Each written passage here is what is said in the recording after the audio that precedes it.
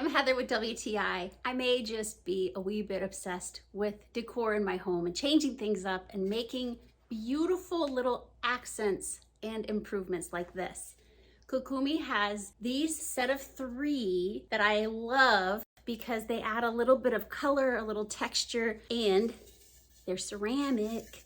Something about this look is so soothing to me, but also they pair so nicely with other pottery that you have, whether they're homemade or mixing them with some natural elements like the stone here. You can throw real or faux branches and greenery and just really set a space off. Just look how cute and easy they are to add to a space for just a little variety. I personally am a fan of this color. It's my favorite.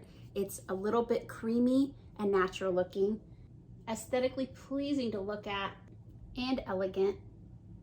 I move them everywhere through the house. I'm constantly changing it up because they just look so good. And I like the texture. Because they come in different shapes, they're so easy to mix with other home decor. It is 100% high quality ceramic. They're corrosion resistant.